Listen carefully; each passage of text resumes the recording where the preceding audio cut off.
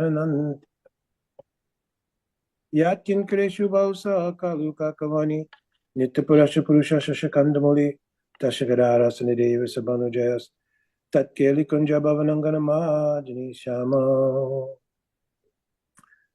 Jamiradha Raravinda Netram Smaramiradha Madura Smitasham Vadhamiradha Karuna Varajam Tato Monasti Gati Nakapi Pakita Vihino Yapurada Lakshay Shiptascha Kamaritarangamage Kripamayi Twang Sharanam Prapana Vrinde Namaste Charanaravidam Kanaka Jaladagatro Nila Sobhagya Netro Mrigumarabarabalu Malati Kundamalu Darlana Taruna Vesho Nilampitambaresho Smaraneni Britini Kunjerarika Krishna Chandro Panchakalpatrubhyascha Kripa Sindhuvacha Patitana Pavanebhyo Vaishnavebhyo Namo Namaha Jaya Shri Krishna Chaitanya Prabhu Nityananda Shri Advaita Gadadhara Shivasadi Gaur Bhaktavinda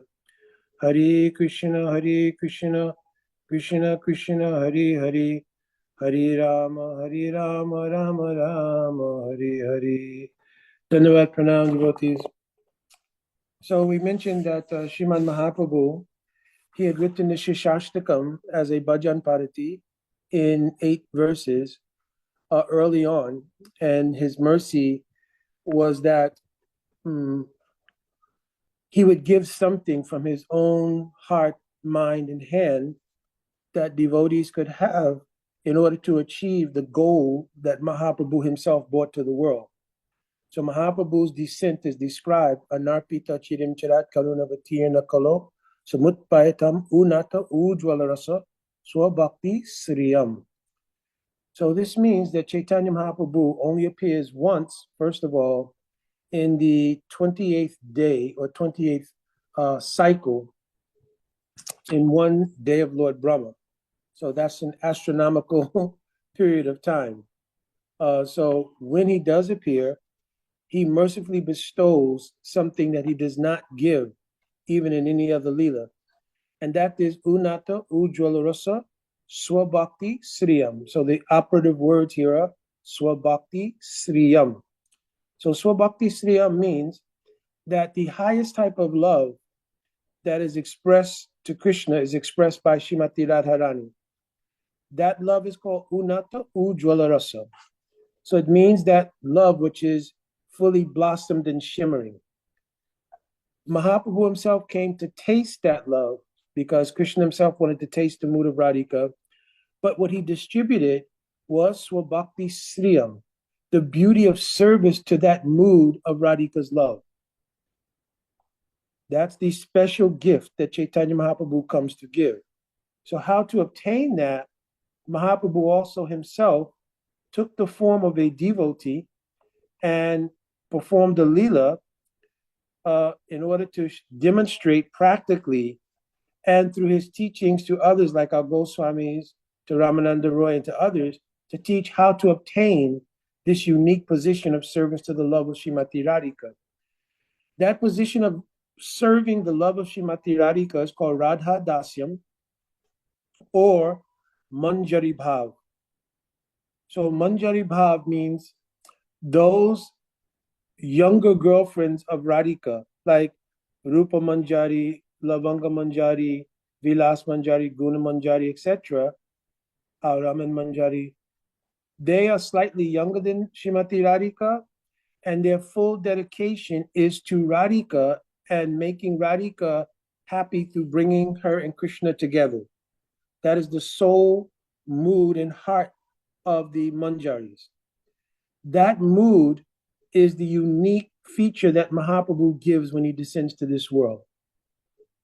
In order to do that, Apani Atri Bhakti Shika Musabhari, Chaitanya Mahaprabhu himself takes the form of a devotee and practically demonstrates how to obtain and to do sadhana in such a way that one can get this mood called Manjari Bhav.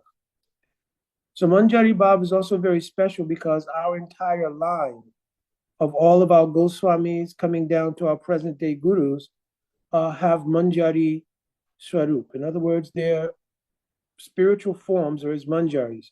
So if you go back through the line of Srila Prabhupada, Srila Bhakti Siddhanta Saraswati Thakur, Param Gurudev, Srila Bhakti Pragan Keshav Goswami Maharaj, back to all of Vishwanath Chakravarti Thakur, Narada, all have Manjari Swarup. So it is the prominent feature of this line. And it may be that in maturation, each of you will also realize that is your Swarup, but that can't be done prematurely. First, we have to enter into the stage of practice.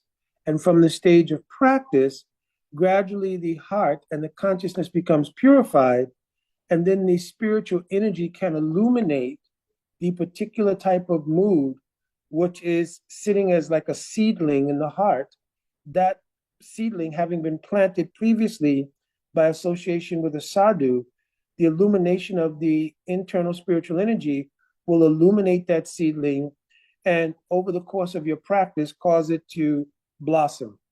Sri Chaitanya Mahaprabhu, when he was giving instructions to Sanatana Goswami, he told, Malikana se bij aropan, Shravanam Kirtane, Shravanam Kirtana, Shravanam Kirtane Jale, Kariye Shekon.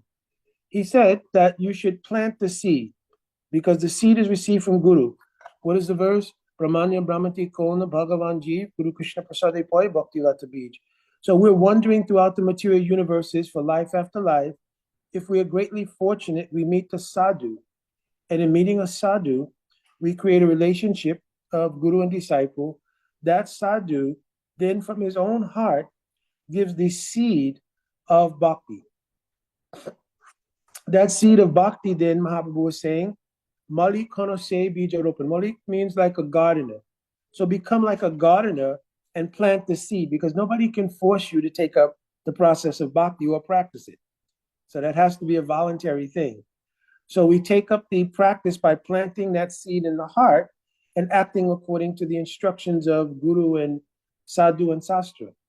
So once we plant that seed, then Shravanam Kirtane Jale, we water it by hearing and chanting.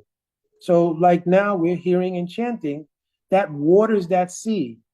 Gradually the sunshine of the internal energy and the constant hearing and chanting of the spiritual substance embedded in the Harikatha and so forth, that acts as like nourishment for that seed, and the seed grows and it begins to sprout, then it begins to fully blossom, then the flowers come, and then the ultimate fruit of that seed, or that's now become a fully blown creeper, and then eventually a flower and fruit, is love of God in a particular mood.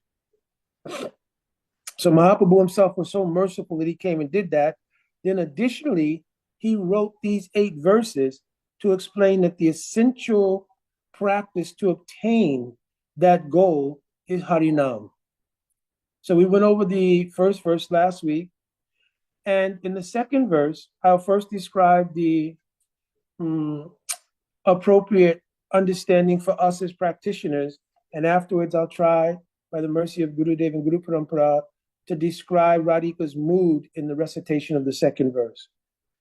So the second verse is Nam Nam Akri Bahuda Nija Sarva Shakti Tatra Arpita. So I'm going to stop there and explain. So Nam Nam Akri Bahuda Nija Sarva Shaktis. So Nam Nam Akri Bahuda means that Krishna has, Akri means manifested. Nam Nam Akri, he has manifested Bahuda, several names, right? Unlimited names. Those names come in 2 different categories. One is called Mukhya Nam, means the primary names of Krishna. The other is called Gon, means secondary names. So primary names of Krishna means Govinda, Damodar, Madhav, Radhavallabh, Yashodanandan, Nandanandan. So many beautiful names related directly to the sweetness of his pastimes. Even names like Ram, Nrsinga, etc. These are also names. But these names also are primary names of those avatars. Then there are Gon. Gon means secondary names, like Ishvara, Paramatma, Narayan, meaning the source of the creation and so forth and so on. These are like secondary names.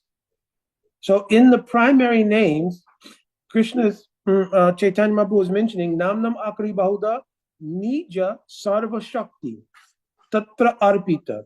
He has given all of his potency in those names. So what does that mean? When you read it on the surface, it appears, oh, the names are very, very powerful. So that's what you get from the basic meaning. That in those names, there's all kinds of power. But the actual meaning here is Nija Sarva Shakti. It means especially that within the name, the power or potency of bhakti is present. Nija means his own, means Srimati Radharani. That Shakti of Radharani, which gives devotion to others, is called Bhakti Shakti. That Shakti is present in the name in full. Not only that, but in each name, Krishna invested all of the characteristics of that name. Every name contains the root that name is related to. Root means the form of Krishna that name is related to. The gun, the qualities of that particular form, and the parikar, the associates of that particular form, and the leelas related to that particular form. So for instance, in the name Damodar, not only is Bhakti Shakti present there, which gives the power to realize Damodar, but also the Bal Roop, means the young form of Krishna, when he's like about 2 to 3 years old. And the quality of his being in that age, it's called his Bal Lila, means his as a small child pastimes. All of the qualities of the beauty of that form, the sweetness of that form, the nature of the activities of that form, just like in a small child, there's so many adorable qualities. Their broken language, the sweetness of, like even in that particular form, Krishna doesn't wear any clothes even. Only has one golden thread tied around his waist. So beautiful, so attractive at that time. No need even putting any clothing, anything. He's just like a baby. You understand? Just like a baby sometimes. We don't put anything except diaper or something like that. So all of these things in the name are present there. Not only that, but the associates of Krishna, when his cowherd boyfriends are very young, but predominantly at that time, Nanda and Yashoda are the prominent parikars or associates of that Leela. So they are fully present in that name Damodar. And Yashoda Mai's Prem, Vatsalya Prem, is fully present in the name Damodar, like we're singing throughout the Kartik month. Namayeshwaram Sachirananda Rupam. So we explained this whole bhajan once before. So all of the beauty of that Leela is also present there. And of course, Mother Yashoda, all the elderly goat, all are present in that Leela. So Chaitanya Mahaprabhu was saying here that Nijasava Shakti means all of these elements are present in that name. So if the devotee will chant the name Damodar, like we were doing during Kartik Mas, then when the heart becomes suitably pure, then immediately the entire Leela of Damodar Bandhan Leela, the binding of Krishna to the grinding mortar, will appear in the purified heart. Because as soon as you chant that name, all of the Shakti of that name is present. And once the heart becomes purified and you can have resonance with that potency, immediately the entire Leela appears within the heart. So it's similar with every other name of Krishna. As soon as you say Nanda Nandan, all the pastimes of Krishna with Nanda Maharaj appear.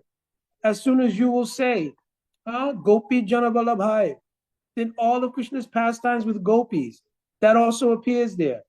If you'll say, oh, Radha Gopinath, then all the pastimes of Srimati Radharani and Gopinath and all gopis, Rasa, everything will appear in the heart. So this was the special gift of Mahaprabhu, that he put all of the Shakti, Tatra Arpita, in the names. But more importantly, Niyamita Smarane Nakala. So the word, so Niyamita here means, Niyam means rules and regulations. Just like For those who have taken Diksha, second initiation, quote, there's very many rules and regulations about what time you have to chant your mantras. You have to be in a clean condition. You have to be seated facing the east in the morning, north in the evening. You have to chant by covering your hand, right? And before you begin your chanting, you have to recite the Bhutta Suddhi. So there's so many rules and regulations to chant the Diksha mantras. But for chanting Harinam, Niyamita, there are no rules and regulations. If you're laying down, you can chant. If you've just woken up from bed and you have not washed mouth, face, anything, you can chant. You should do these things, but even if you don't, you can chant. At any time, under any condition, there's no rules, regulations for how to chant the holy name. But here it doesn't say Niyamita Kirtan. It says Niyamita Smarane Nakala. So Nakala means there's no time restriction. You can chant morning, evening. Like to chant your Diksha mantras, you have to chant at sunrise, noon, and sunset. But to remember Harinam, there's no need for any consideration of time. You can chant it any time. Now, there's optimal times for practice, like we should rise during Brahma Muhurta hours. It means from 3:36 roughly till about 6 o'clock in the morning. This is the Brahma Muhurta time. We should try to do our bhajan during that time, if it is at all possible. It is the most auspicious time to do your bhajan sadhana. Now he's saying, but smarane nakala. Even in the afternoon, you can chant. Nighttime, you can chant. Laying down, you can chant. But we should make a habit of doing our prescribed rounds, right? During Brahma Muhurta hours, if possible. If not, a fixed period of time during the day to make sure you chant your fixed number of rounds, your prescribed number of rounds. But the name itself doesn't require any consideration about time. But especially the word smarane is being used here, not just kirtan. It doesn't say tatra arpita niyamita kirtan. It says tatra arpita niyamita smarane nakala. So why the word smaran is used? Because the chanting should not be done simply as a vocalization and then an auditory experience. The chanting should be done to invoke smaran of that particular name being chanted. The Hare Krishna mantra, Hare, Krishna, and Ram, contain all of the other names of Krishna and all of the other names regarding Krishna Lila. Yashodananda, Nandanandan, Radha Vallabh. You understand? All of the names are contained in the root mantra, Hare, Krishna, and Ram. So it says that when one is chanting their japa, that japa should be done with smaran. So what is smaran? Smaran doesn't mean just, we translate it in English as remembrance. But the actual word smaran means when the heart has become purified, automatically, when you chant the name, then organically, not by intellectual imposition, but organically, the name produces smaran. It means internal remembrance of all of the Leela's associates, forms, and qualities, as it was mentioned earlier, related to the names. So when you're chanting the mantra, Hare Krishna, Krishna Krishna, Hare Hare, Hare Rama, Rama Rama, Hare Hare. When you're chanting your japa, immediately when your heart becomes a little purified, rather than having this auditory and vocal experience, you'll actually immediately initiate a smaran. Because the heart is purified organically, it unfolds in the heart as remembrance of the Rup, Gun, Parika, and Leela of Krishna. You understand? And it happens automatically. You can't impose that on the heart. So smaran is something that's organic to a spiritual maturation. So Jiva Goswami in Bhakti Sandarbha, he wrote about this. He mentions Pratamam Namnaha Shravanam Sudha Antakaram Artha Apeksham.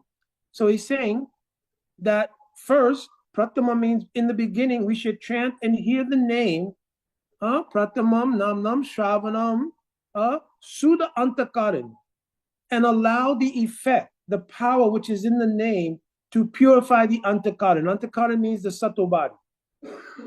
Subtle body means the mind, intelligence, and the false egoism. So the name has the effect of purifying the subtle body. In other words, it allows the conception of I and mind to be washed away.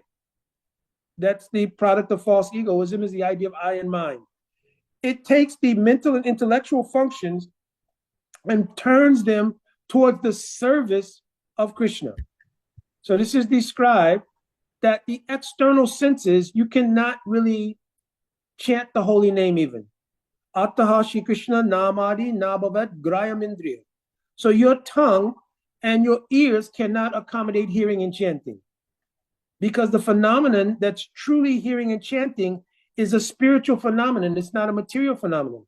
So it can't be produced by the material senses. But Sevan Mukhi hi jivado. Sevan Mukh means when the heart has the disposition of service, because it's been purified from its own self-interest and false egoism. At that time, the name reveals itself to the person who's chanting. You understand? Chanting here means Sevan Mukh. It doesn't mean just audio and vocalization. It means the attitude of serving present by repeating the name and hearing it. You understand? That becomes Sevan Mukh, the tendency of wanting to serve Krishna with the ideal of obtaining love for Krishna. Other than that, there were many people, and I'm going to get into this next, the different categories of Nam, but there were many people when the Beatles, or George Harrison in particular, made that record, My Sweet Lord. It was such a popular record, and obviously on the record, the Hare Krishna mantra is there, right? Hare Krishna. Millions of people were singing that. Millions. It doesn't mean that millions of people became pure Vaishnavas. You understand? They were hearing it, but in their hearing it, their attitude was, I'm enjoying the sound vibration. It's attitude. I may even be having a drink while hearing this number one song. You understand? Or maybe getting high while hearing this number one song with friends. You understand?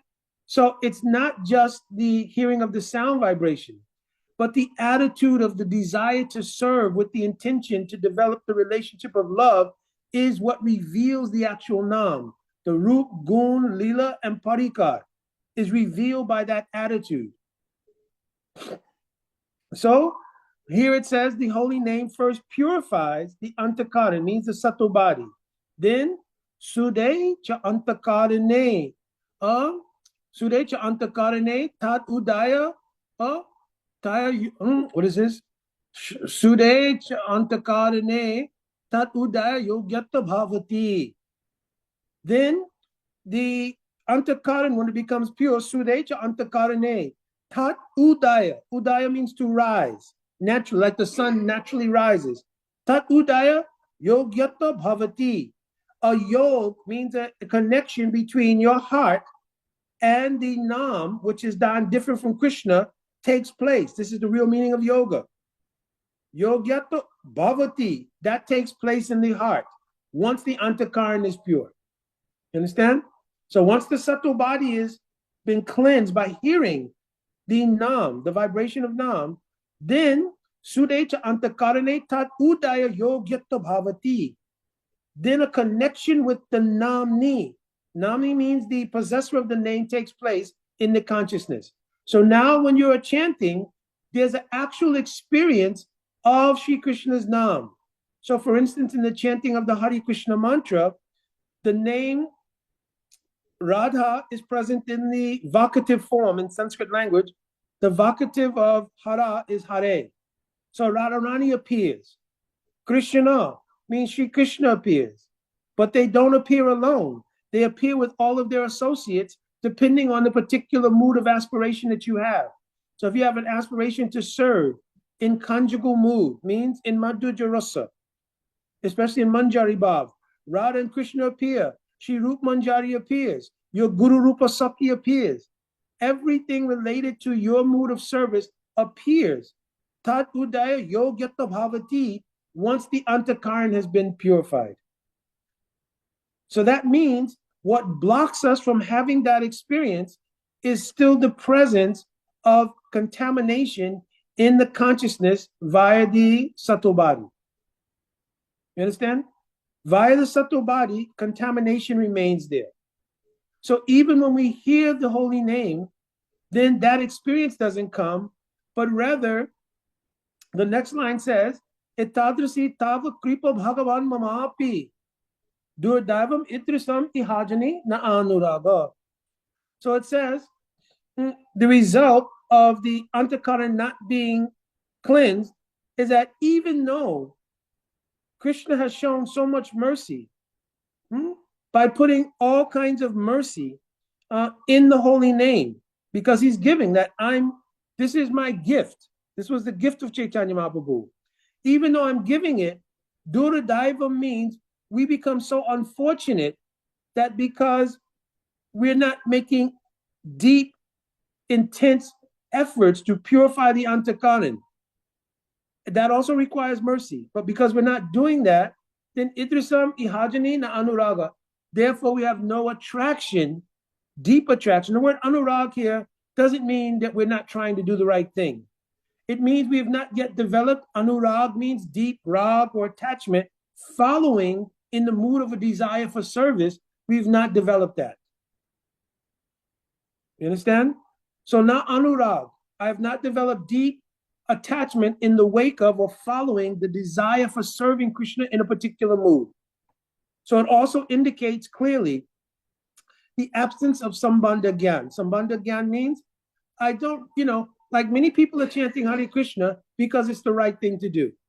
They realize that the material world is miserable, that the material world has suffering in it, and I want to get away from the suffering and get free from the material energy and so forth. So I found this process called bhakti.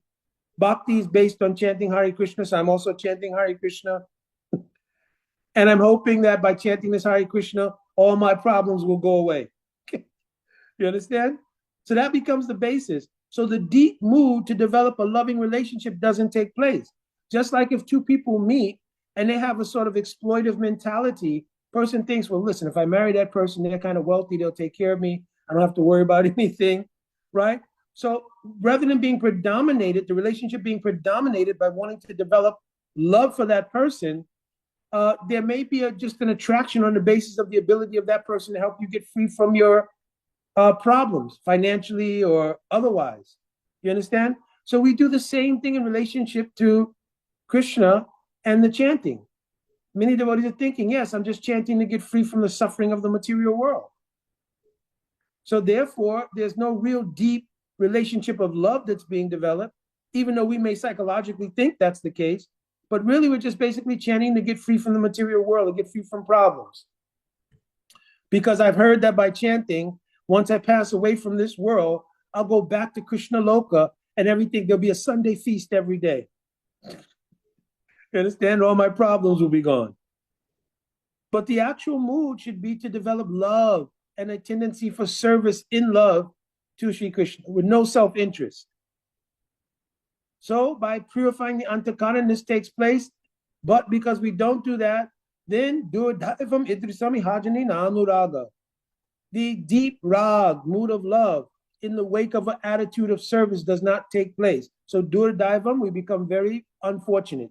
That even though we have the greatest thing, because in the first verse he said, Aparam vijayate Shri Krishna Sankirtanam, this glorious Sankirtan, which then says all Shakti, all Leelas, everything is present in this name alone. You don't need anything else. Just by realizing Harinam, you'll get everything. But Durdaivam, what is the nature of my misfortune? But this is also meant, because you'll see in the next verse, it leads into a certain mentality. This is meant to create humility. Because when you realize the value of the gift you have in the form of Harinam, and you realize my lack of intensity to maximize my relationship with Harinam, Durdaivam, then one goes, how unfortunate am I? And this mood starts to create Trenarapi Sunit. You understand? It'll start to create humility. Because without humility, we'll see in the next verse, it's not possible to chant Harinam. So this is also intended, Mahaprabhu wrote in such a way that it would engender humility in the chanter. And when that humility comes, one realizes I don't have any other means. Bhaktivinoda Thakur himself wrote, Eka ki amar, nahi pai bhal, harinama sankirtane. Even though I have this holy name, Eka ki amar, nahi pai bhal, I don't find any power in order to realize this name. Bhaktivinoda Thakur in humility, he's saying this. Eka ki amar, nahi pai bhal, harinama sankirtane. But Krishna say tomar, Krishna deti paro tomar sakati ache. But the Vaishnavas, they have Krishna. They are so merciful. So I have no power on my own. Eka ki ek means by myself, I have no power. So I will take shelter of the Vaishnava. So this is the mood of doing Saranagati or surrender. And I will put my case at the lotus feet of the Vaishnava, Sadhu Guru. Oh, by the mercy of Sadhu and Guru, I can realize something of this Nam. You understand? On my own, I don't have any power to do that. So this verse is meant to engender that idea. Etadrisi tava kripa bhagavan. Krishna is so merciful, but durdivam, I'm so unfortunate, I can't take advantage of that mercy due to the remaining attachments I have with false egoism, self-interest, etc., etc. So the holy name also can be broken down into different divisions. One is called Nam Aparad, which I'll discuss in detail in a minute here. The other is called Nam Abbas, or the shadow of the name. And the other is called Sudanam, or the pure name. In Nam Abbas, which I'll discuss first, because I'm going to go over Nam Aparad more deeply here. But in Nam Abbas, it means, there's one verse, Sankyat Parihasam Vastolam Helanam Va, Vakuntanama Seshagam Haram Vidu. A Nam Abbas means, like those persons who heard the record of George Harrison. Did they get no effect from that at all? Did they get any benefit? Of course they did. If you hear Harinam, there's some benefit. It's called Sukriti, like a pious credit. So every time a person hears the Harinam party, which is why Srila Prabhupada inaugurated in the movement that we go out on Harinam. Because by going out on Harinam, it gives the souls a chance to hear the name. Even though they're only hearing the external sound vibration, even the external sound vibration has power to give them sukriti or pious credits. When those pious credits accumulate, they turn into the opportunity to meet a sadhu. Bhagavad Bhakte Shu Sangena Prajayate Sat Sangha Prapyate Pumbir Purva Sukriti Sanjate. So Purva Sukriti Sanjate means from previously acquired sukriti or pious credits, one gets the opportunity to meet a Bhagavad Bhakta and do Sangha in the company of that Bhagavad Bhakta. This is how they obtain pure bhakti. So this is called Nam Abbas. And this Nam Abbas has great power. Vaikuntha Nama Aseshahagam Haram Vidu. That even if it's chanted inadvertently, right? Or even if the syllables of the name are turned around. Often our Srila Prabhupada and the Acharyas would give the example that in Islam, things which are forbidden are called haram. Right? So if there's something that you shouldn't do or is forbidden, it's called haram. But because ha, the root of hare or hara is there, and ram is there, that counts as nam. You understand? Sankyat means to indicate something else, like Ajamil. He chanted when he was passing away from the world, Narayan. But he wasn't referring to Bhagavan. He had named his son Narayan, and when he saw the Yamadutas in fear, he reached out in a mood of protection towards his son and called his son's name. Oh Narayan, oh Narayan. But still he got credit for that. You understand? Even if a person neglectfully chants, Helanam means neglect. So sometimes we know when we go out on Harinam, many people come by and they just inadvertently chant, yeah, Hare Krishna, right? Or parihas. Sometimes people make fun of the chanting and they also chant, Hare Krishna, right? We've seen that when you go out on Harinam. Any of those circumstances is called Nam Abbas. It is a reflection or a shadow of the actual name, and they get pious credit for that. Those pious credits, when they accumulate, they turn into an opportunity to meet the sadhu And then from the sadhu, the genuine chance to get actual nam comes about. You understand? The next thing is nam aparad. So nam aparad, it's mentioned in Padma Purana, has 10 different divisions. So I wanted to go over these because it's very important. If you don't understand these aparads, it becomes difficult to avoid them. So the very first aparad is mentioned. Satam ninda namaha paramam aparadam vidanote yata kyatim yatam katam usahate tad vigraham. So I'm going to explain it because this is very important. So it basically means to blaspheme or to criticize devotees, right? But the way it's worded here is very important. Satam means the devotee. Ninda. Ninda here means to, with malice or with envy, to criticize or blaspheme the devotee. Because ninda has different meanings. Ninda could mean, I just did a class for someone online of what is criticism, criticizing, and critiquing something. Criticizing is usually done with malice or envy.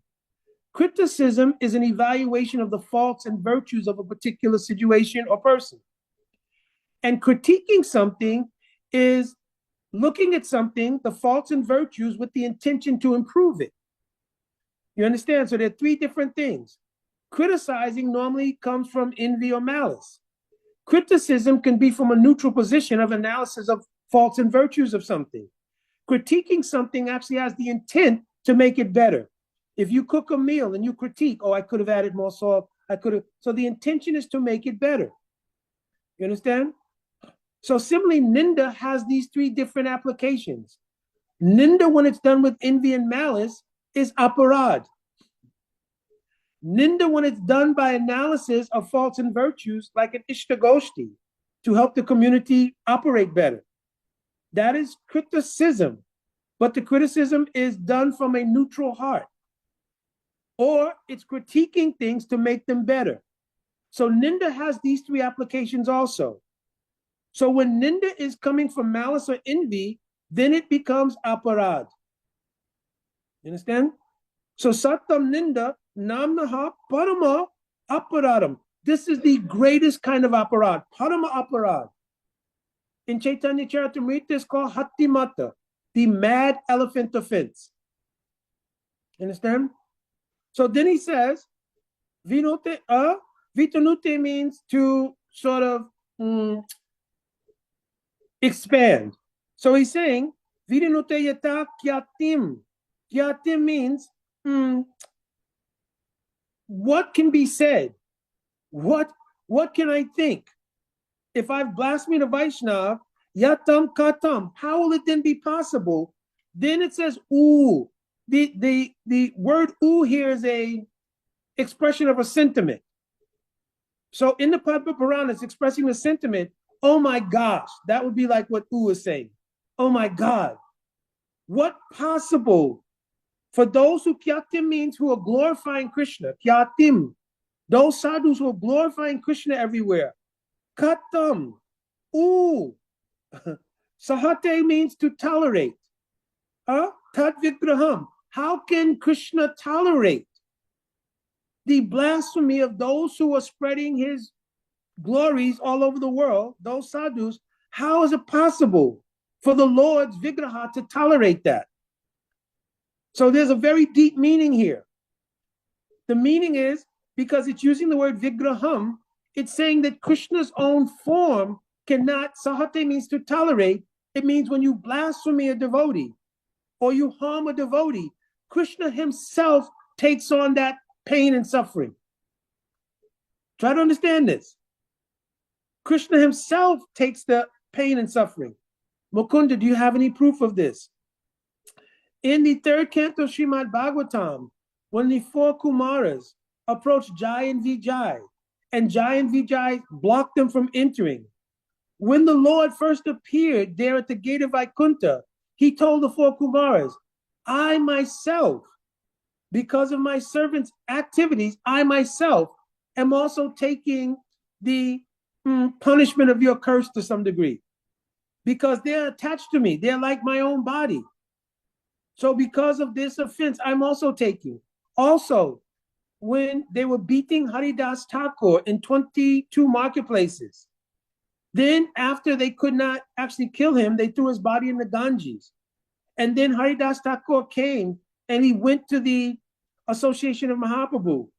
And when Haridas Thakur explained what had happened, Mahaprabhu told him, yes, I know. And then Mahaprabhu turned and pulled his upper cloth off and showed all the marks from the beatings were on his own back. You understand? So Vigraham here means, Sahate means the Lord cannot tolerate it. So the Lord, to protect his devotee, the Lord puts his own self in the place of the devotee. And the Lord takes the offense, either verbally or physically, to that Vaishnav, if it's a genuine Vaishnav. So the offense is not just to the Vaishnav, the offense is directly to Bhagavan. You understand? That's why it's Parama Aparad. The word aparad literally means apagata radha iti aparad. It means to go opposite to the mood of service. Radharani is the personification of the mood of loving service. To go opposite to that, apagata radha iti aparad, this is called aparad. And the most grievous of all these aparads is to blaspheme the devotees. Understand? So there are 6 things which are attached to this blasphemy. Hanti nindanti vaidveshti, Vaishnavam nabhinandati krujyate no hashinam darshane. Pattanani sat. Pattanani sat means one will fall down from bhakti for these 6 things. Hanti means to physically harm a Vaishnav. Nindanti means to criticize a Vaishnav with malice and envy, etc. Vaishnavam nabhinandati, to fail to welcome a Vaishnav. Now, this was important because we went through a whole period where there was this kind of aparad going on a regular basis. In the name of sectarian dealings, they would fail to welcome very senior, very pure devotees in some institutions. This is a big aparad. They fail to welcome and please them. So, hanti nanti vai dveshti, to maintain envy towards a Vaishnav. To think, oh, this Vaishnav is not as good as I am, yet they're getting praise. Or to think, oh, this Vaishnav, to maintain any kind of envy towards a Vaishnav. They're not as good a speaker, so maybe they shouldn't speak, etc. All these kind of moods, no go. This becomes aparad. Understand? Now, if it's critiquing something to make a program better, you may do certain things. That's not aparad. But to have the feeling that this person is this way or that way, vaidveshti means a kind of subtle envy. It may be gross or more subtle, but still it comes under the category of envy. It's also aparad. Krutyate, to become angry at a Vaishnav.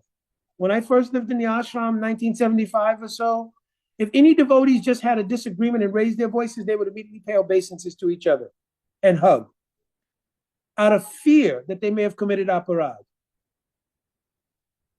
Such a deep thing, this Vaishnava aparad. Krujate, no hashanam darshane. To be unhappy to see a Vaishnav is also an aparad. So, hanti nanti vaidveshti, Vaishnavam nabhinandati, krujate, no hashanam darshane. Any of those things are considered aparad. As far as ninda is concerned, the very first aparad. Then the second aparad, Shivasya Sri Vishnu Iha Yaiha Gunanamadi Shakalam Diya Binam. So this is important. If you consider that the demigods like Lord Shiva, Lord Brahma, Ganesh, others, that their power and their existence, even their names, are separate from the holy name of Lord Vishnu, this becomes aparad. Because there's only one God. We are not a monotheistic religion. We are very much we're not a, plural theistic religion. We are actually a monotheism. We believe in one God. So every other thing is only an expression of one God. We are monotheistic. It's only an expression of one God. So where you see that power manifest in different agencies, whether it is the demigod, polytheistic, thank you, Honorable Didi. So where you see that power manifest in any other agency, you should know it to be the same power of Bhagavan. If you see Binam means difference, if you see there's a difference and there's something separately worshipable beyond God, then this also becomes a apara to Harinam. So, in particularly in India, it used to be that many people, they would worship Krishna, but they would also worship Ganesh, Surya Dev, other Brahma, Shiva, other demigods, etc., with the idea that they need to appease all the separate individual demigods and also serve Krishna. But actually, this is aparad. Now, maybe being done. So, if somebody's doing it in ignorance, then it's not aparad. It's ignorance. But once a person becomes enlightened and they hear from sadhus, then to maintain the idea of attachment, I need to serve the demigods also. This becomes aparad. Understand? Then, Guru Avagya. Guru Avagya, the word Avagya means, literally in Sanskrit, it means to despise. But that's just the extreme. So Avagya means to have a mood of disobedience or a mood of believing Guru is an ordinary person. You understand? Because the agency of, there's two factors to Guru. One is the Guru as the humanness, so to speak, of that personality, and then there's the agency of divinity. Two things are simultaneously present. So the disciple always has to see, my Guru Dev is the Saksharittvena, means the agency of Bhagavan in this world. In that way, always the proper etiquette has to be maintained. At the same time, the humanness or the Naravat Lila of my Guru Dev means the human-like pastime of my Guru Dev being in this world. I also honor that by Vishrambena Guru Seva, means intimate heart-to-heart service. You understand? So that intimate heart-to-heart service is important because the portal of transmission of divine knowledge and divine energy doesn't take place if it is crowded by on-reverence only. So one has to recognize the agency of Bhagavan because ultimately Guru is Krishna. You understand? And the person who's performing that function is simply a representation or agency of Krishna giving illumination. But when you make heart-to-heart connection with that person, it is so pleasing to Krishna. Because Raghunath Das Goswami described the Guru as Mukunda Presta. Mukunda Presta means very dear to the Lord. Understand? Similarly, when we sing it in the morning, Nikunja Yuno Rati Keli Siddha Yarali Biya Yukti Rapakshaniya Tatrali Dakshat Atti Valabhasya. Atti Valabhasya means that Guru is very dear to Srimati Radhika and Krishna. So by making deep heart-to-heart connection with Guru, we also in that way pick up being in the line of mercy to also become very dear to Radha and Krishna. But Guru Avagya means to consider a Guru as an ordinary person. Another meaning of Guru Avagya here, which is more expanded, is to consider Guru to be an institution. You understand? That Guru as an institution means, well, in order to practice bhakti, you have to take initiation from a Guru. So either from social arrangements, hereditary arrangements, like in my family, we've always taken this Guru. Or customary, it is customary in our place or our town or our village to accept this person as Guru. So social, hereditary, customary, or ecclesiastical. It means, like, this is one of the issues that I've had. I've been vocal about it, openly vocal about it, as a critique, not a criticism, but a critique to make it better.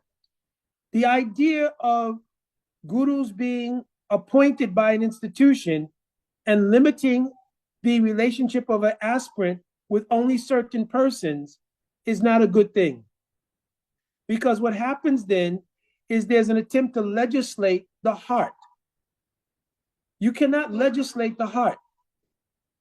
So genuinely, guru-disciple relationship is born from having experience of relationship with that person, hearing their harikatha, seeing their behavior, and then becoming inspired to want to take shelter of that person in order to advance in bhakti. But if you say, well, this is what we have on the menu in our institution, you can take 1, 2, 3, 4, this is not a good thing.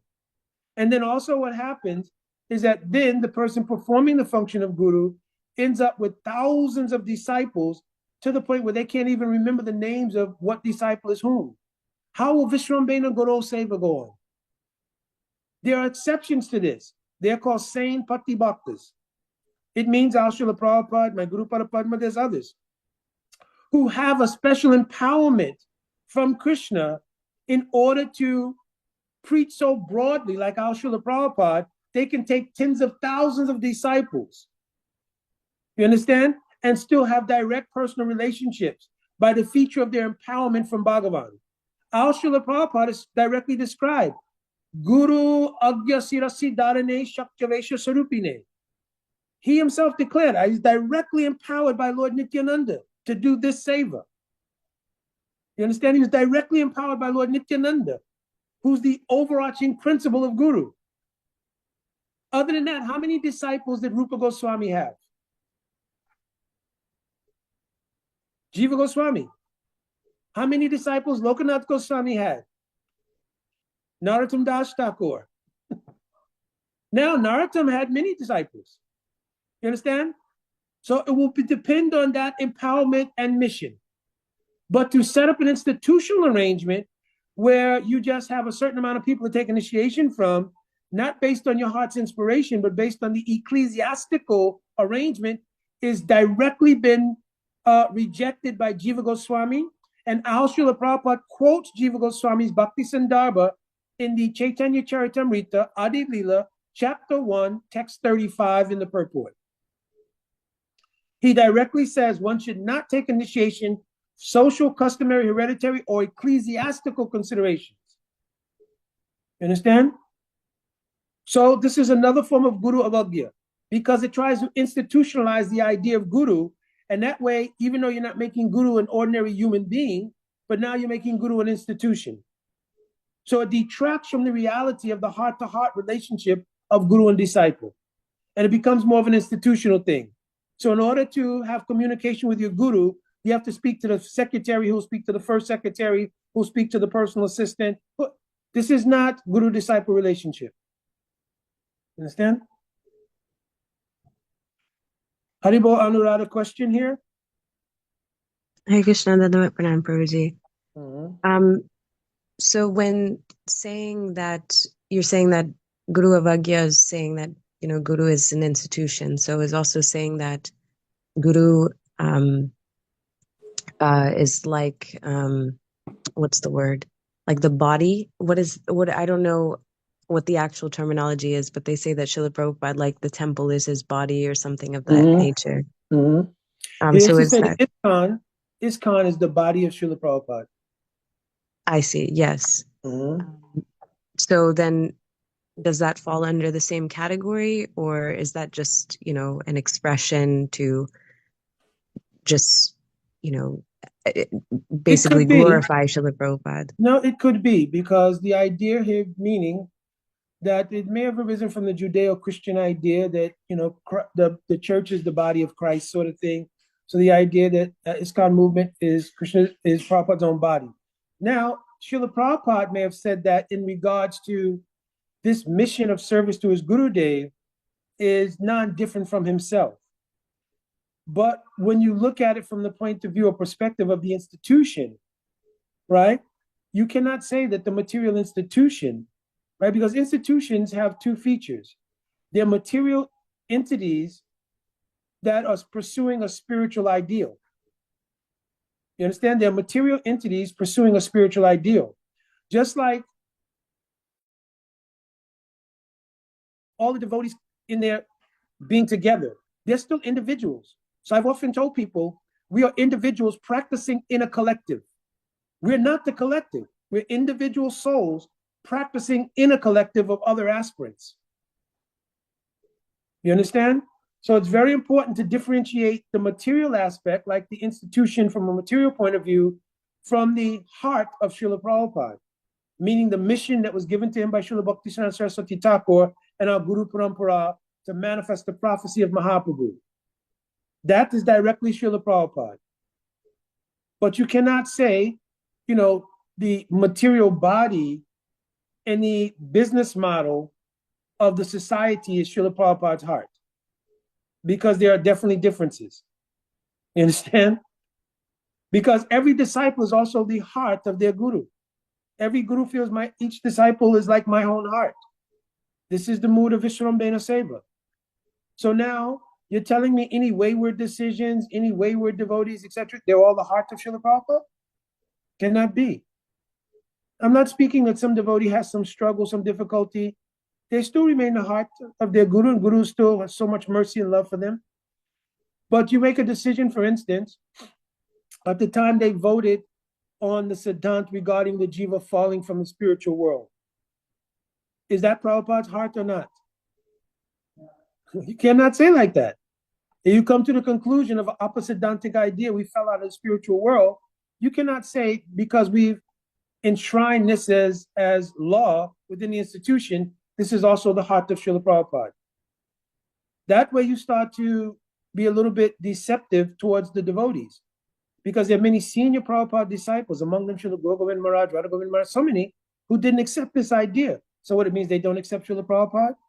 I had a very pretty heated, not exchange, but reply to one person who proposed like that those who didn't accept that, they were somehow or another illiterate because they must have not read, etc., etc. So I don't want to get into that. I don't want to change my mood here. But the point being, I had to, in respond, these are high class of Vaishnavas. So no, this is not the fact. And actually that person's view is opposidantic. So we cannot say that view is Srila Prabhupada. And that's the fault or problem in materializing the concept of guru, either that he's ordinary human being or she's ordinary human being, or they're an institution. Ritvik philosophy is the same thing. The idea that post the samadhi of guru, you'll just take initiation from the idea of Srila Prabhupada. He's the founder, acharya of this material institution, and everybody who comes will take initiation from him. You understand? And then they tried to rationalize that this was okay, but there's nowhere written by our Srila Prabhupada. He taught so many times in so many literatures on Guru Tattva, no ways mentioned. Ritvik was the proper mode of guru-disciple relationship.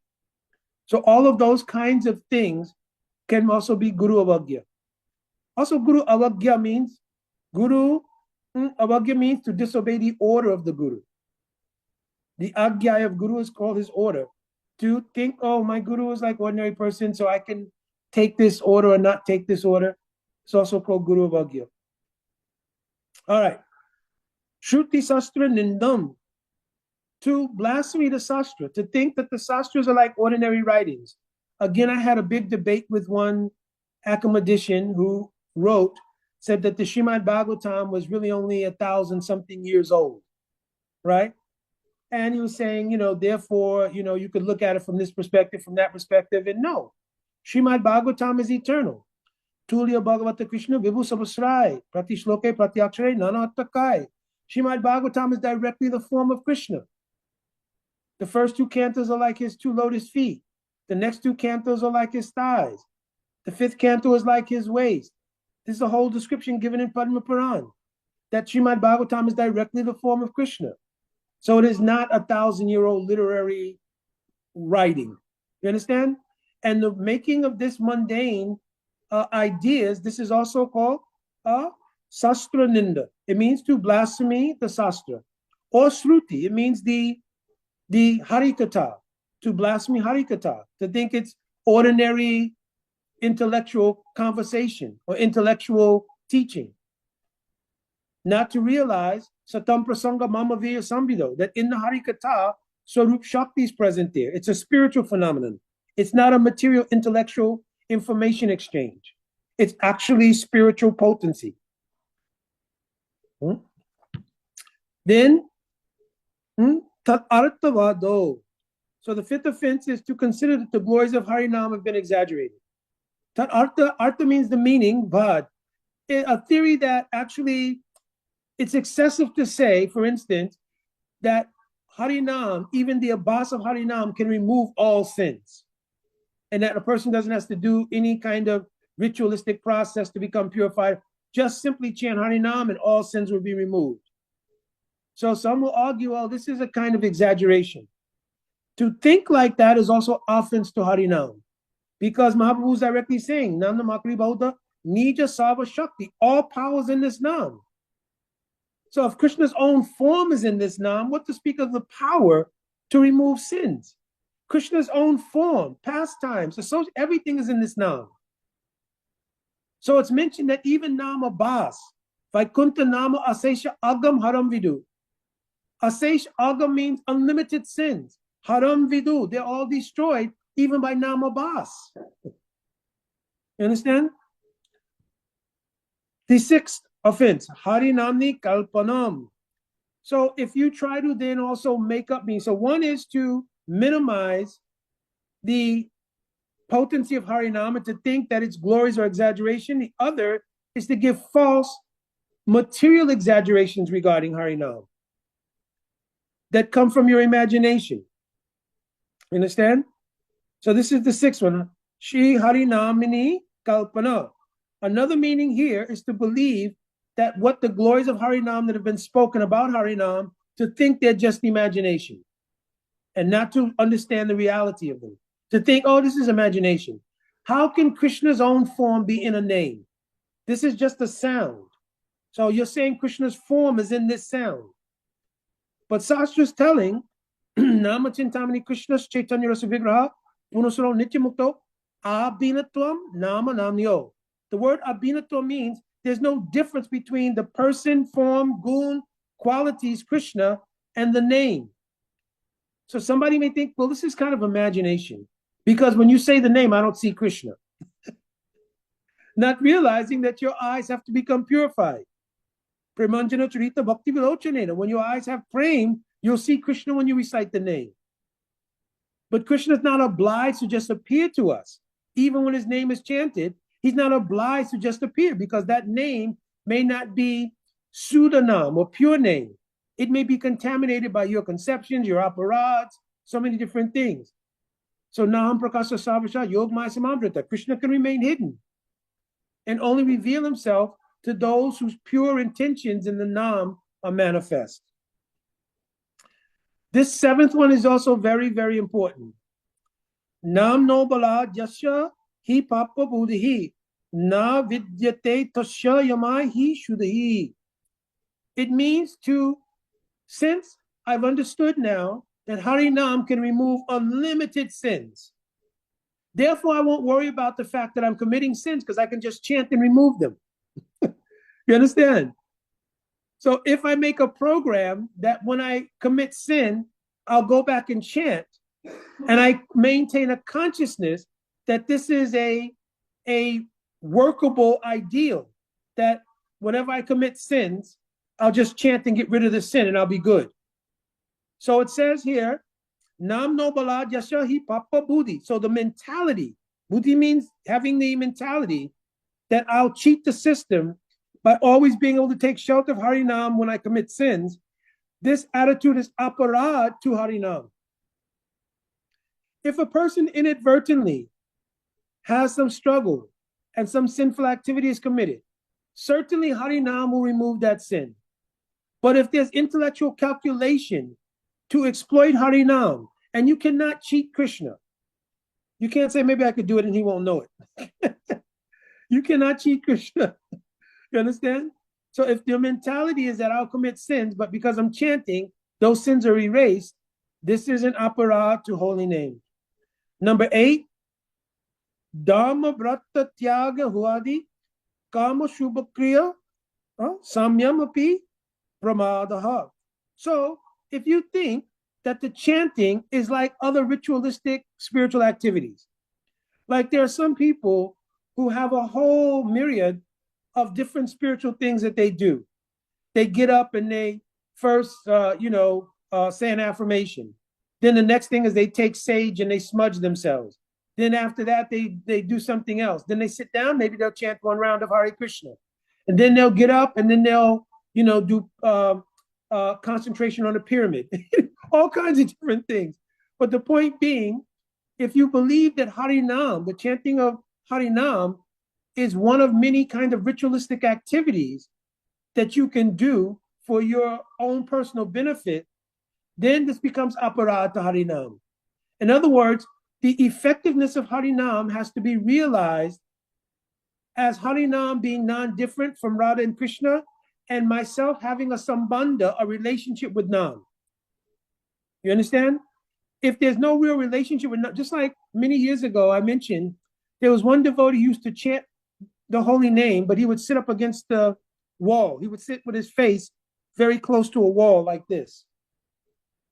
And he would chant the name really loudly. And so once I asked him about it, he said, oh, well, what I'm doing is, just trying to catch the pure sound. So if I say it and I'm really close to the wall, it'll echo back to me. And maybe there's a double chance now I may catch the pure one. So I was like, anyway, okay. But anyway, so the idea being, he was almost considering like this is like a kind of sound ritual. And the whole idea was to catch this sound, and the sound would, it's a whole misconception about Harinam. You understand?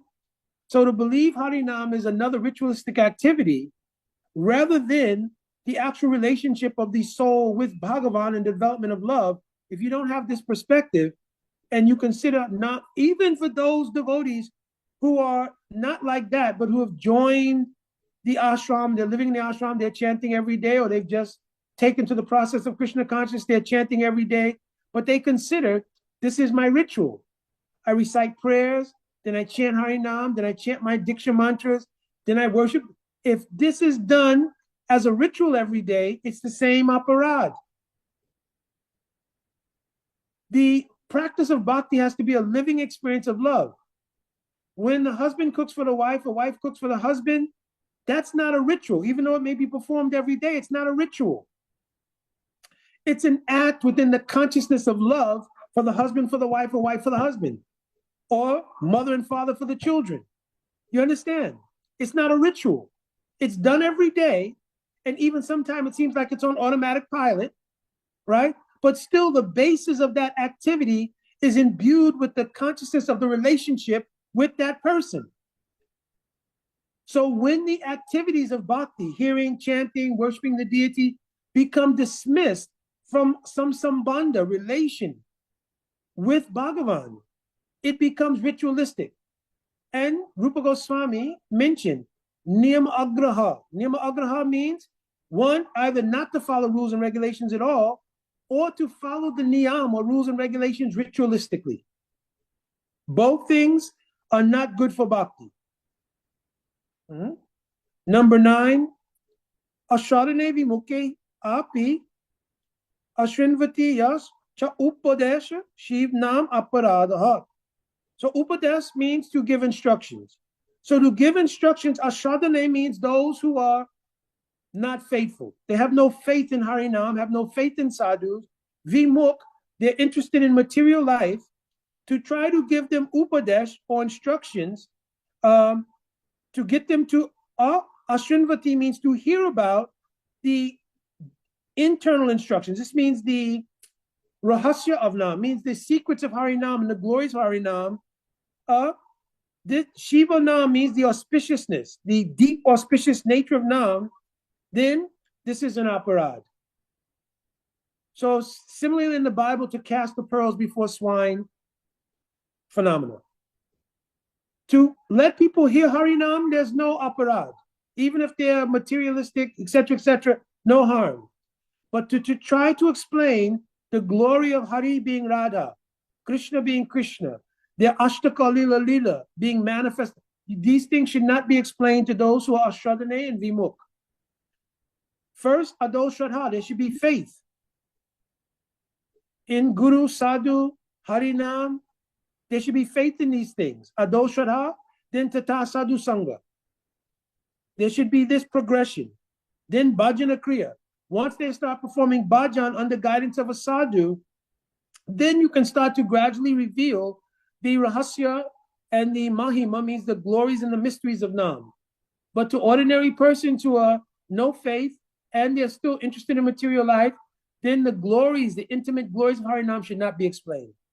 But they can hear Harinam, because again, whether they hear Harinam and get sukriti, whether they hear Hari Nam and it becomes the seed of faith in the future, all these things are good for them. But to try to explain the depth of Hari Nam to them will be detrimental. Because if they blaspheme Nam or the Vaishnav, then their chance to acquire that Sukriti to help them come to genuine practice in the future will be hampered. Anuradha Didi, question? Yes, Prabhuji. So what would be the best way to maybe describe something about the Mahamantra without, maybe going into that type of detail and, risk committing aparad? You could describe the glory and the efficacy of this Nam to make a person's life better. And everybody, when they hear make your life better, immediately channel self-interest. Oh, so if I do this, then my life will become better. I'm willing to put that in my arsenal of things that I'm doing to make my life optimal. You understand?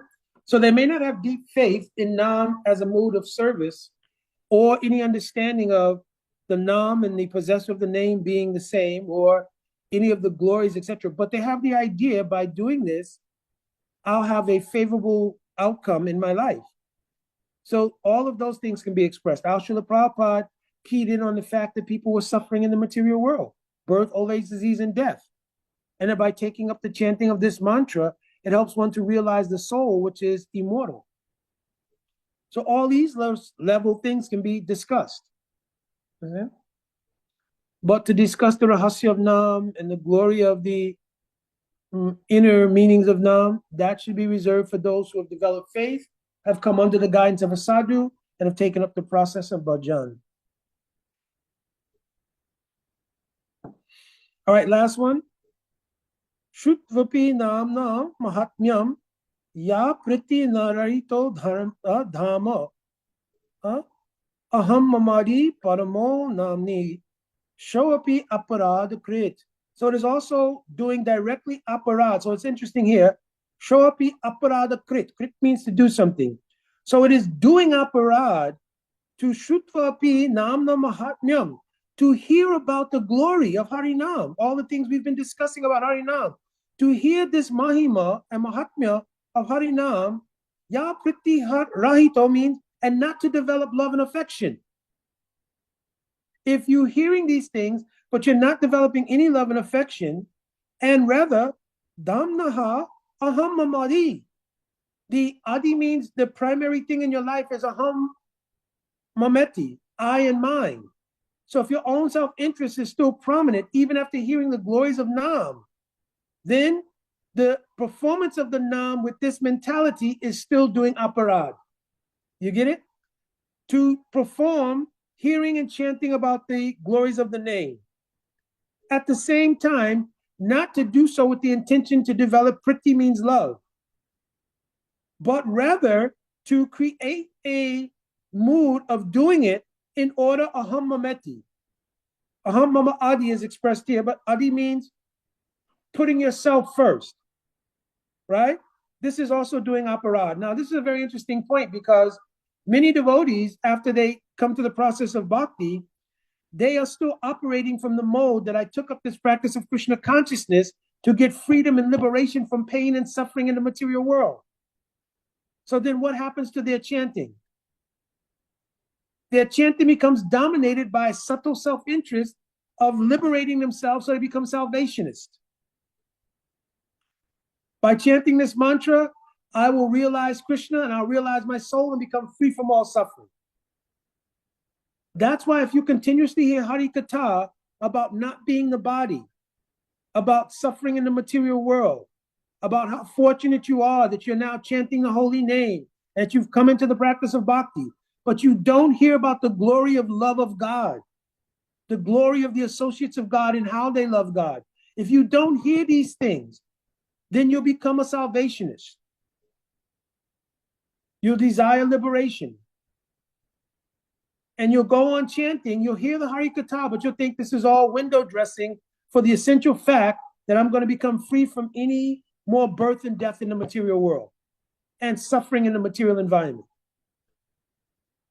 So that has to be gradually given up in lieu of thinking, just like Raghunath Das Goswami says, when you start to perform the desire to serve Krishna in Rag Marg, especially in deep love, he said there, Yari Chervasam Vrajabhuvi Saragam Pratijanur.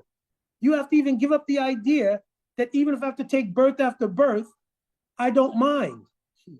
Because I'll take birth after birth in order to obtain the goal of love for Krishna. You understand? It may not happen in one lifetime, but I'm willing to take birth over and over again to obtain this. So the idea that I'm chanting strictly in this lifetime to get out of the material world, this can become salvationist mentality. Hi, Ball, Ganga, and Virginia Nandan Prabhu. Unmute.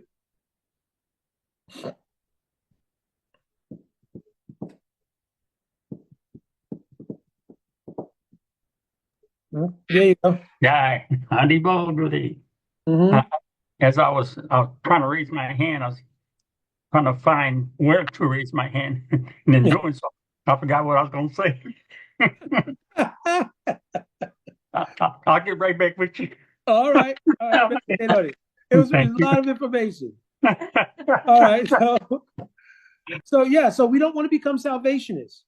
We don't become muktavadis. In other words, we only want to obtain liberation. So the only way to do that, like it's mentioned in the 10th canto Bhagavatam, Vikridam Rajavarubiridam cha Vishnu.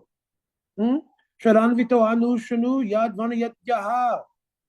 In the company of those who are deeply in a mood of paramartik shraddha, means deep faith, realized faith, in the glories of the sweetness of the Vikridam Rajavarubiridam cha Vishnu, in the transcendental leelas of Radha and Krishna. Vikridam. You understand? Means Vikrita means the speciality of the leelas of Radha and Krishna. You understand? So those who are hearing continuously the nature of these sweet leelas of Vrindavan and so forth, and they develop deep attachment to wanting to obtain that mood. This is the real meaning for chanting, a real purpose for taking to the chanting of the Maha Mantra and practicing Sadhan Bhajan. If the idea is just to get liberation, you can get that in any, even impersonalist school of thought. You could take up yoga or gyan or any other process sincerely. You'll also become liberated from the material world. So bhakti has another intention, another purpose.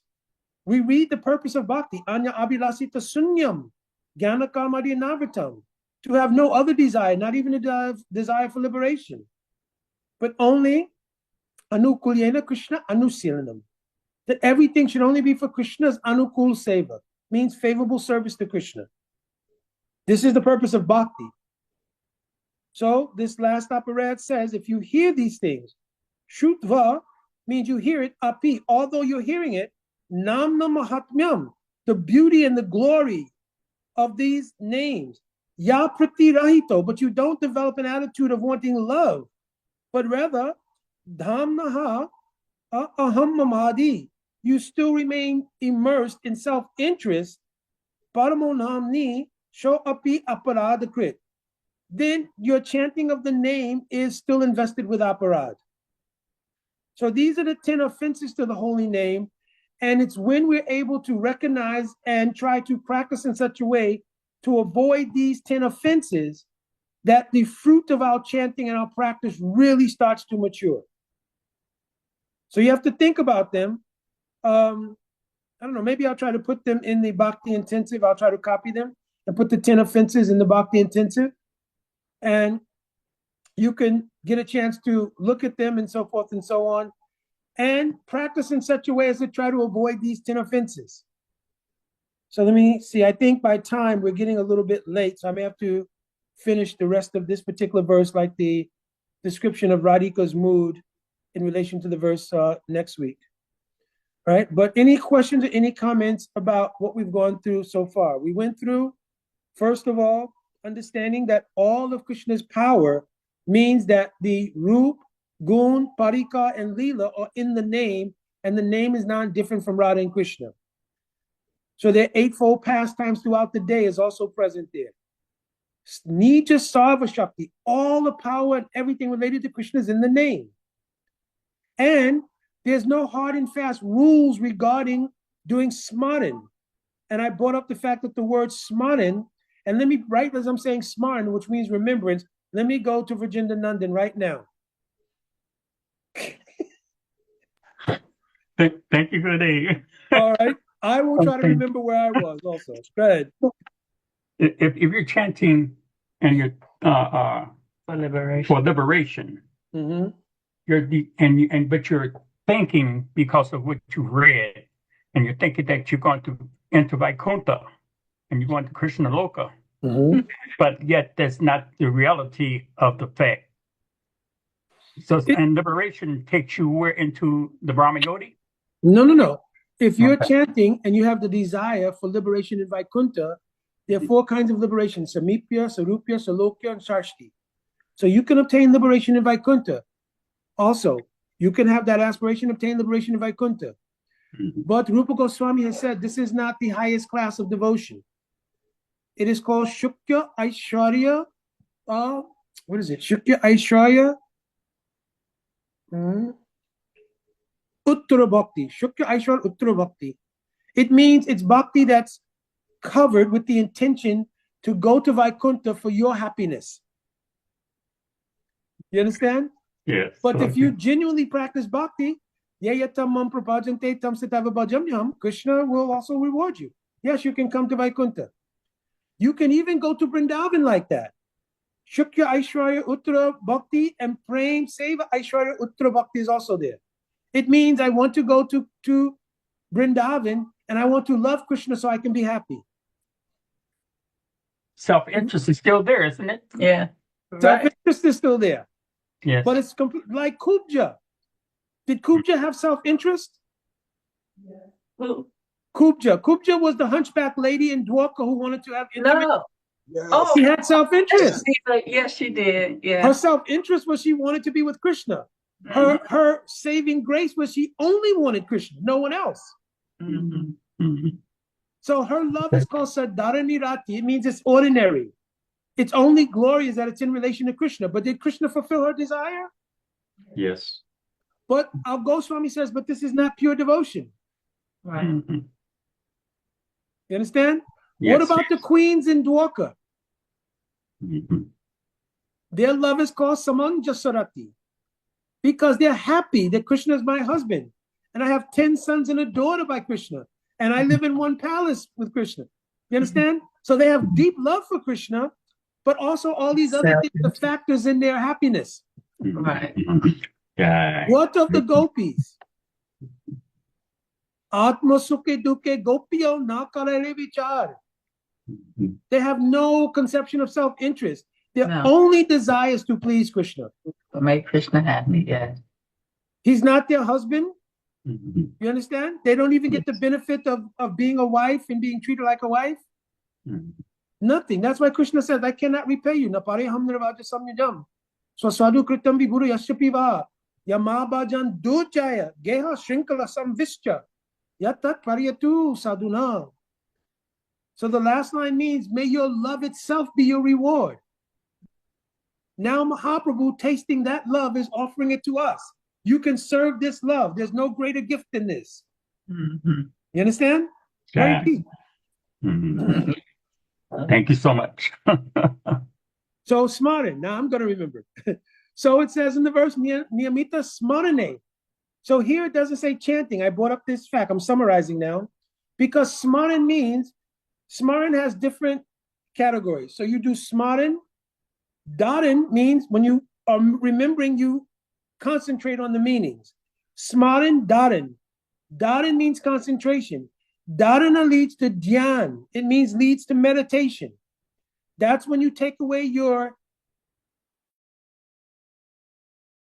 intellectual application and you allow the organic nature of your spiritual maturation and what you're meditating on to become one. This is truly the meaning of yoga. You understand? So, smaran, dharan, dhyana, dhruv, anusmriti. It means when the remembrance comes continually. You understand? In a flow. It comes continuously. Finally, samadhi. When you have the ability to enter into the spiritual position and remain absorbed there, it's called samadhi. Samadhi is not just when you pass away. Samadhi means the state. All right, Prabhuji, you have program today, Trivikram Prabhu? Having to go to work? Okay. No harm. Yes, we have program at 5 p.m. every Sunday. Okay. All righty. So you're going to get... I'll tell Krishna Dave you said hello. All right, Prabhuji. Dandavat pranam to all. Haribol. Haribol. So, like this, then, Dharan, Dhyana, Dhruvanusmriti, Samadhi. You understand? So this is the real meaning of smaran. That's why the word smaran was used here and not just the word chanting. In the first verse, he said, by doing kirtan of the holy name.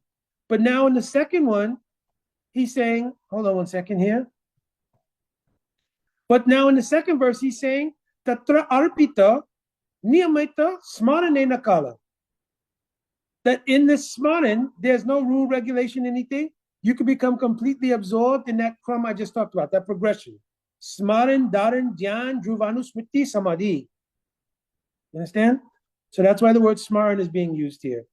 Then we went over the fact that in order to engender humility, because the next verse will talk about the fact that you have to become trenarapi sunich. You have to become very humble. Kirtaniya sadahari. If you want to be able to enter into this position of continuous chanting and remembering, you have to become very humble, which means you have to give up all false egoism. So now in the second verse, it's recognized that Tadasi Tava Kripa Bhagavan, oh my Lord, Mama Api, even though you've placed all of your mercy in this Nam, you've given us the mercy that we can access you through this Nam. Dur Daivam, I'm so not humble that the aparads and my lack of humility, Idrasami Hajanina Anuraga, has put me in a position where I have no deep attachment for Harinam, in spite of understanding all these things. Understand? That's meant to create humility. Then I went over the 10 offenses to Harinam. I went over the 3 divisions of Harinam, Nama Bas, Nama Aparad, and Sudanam. All right. Any questions or comments? Last questions or comments?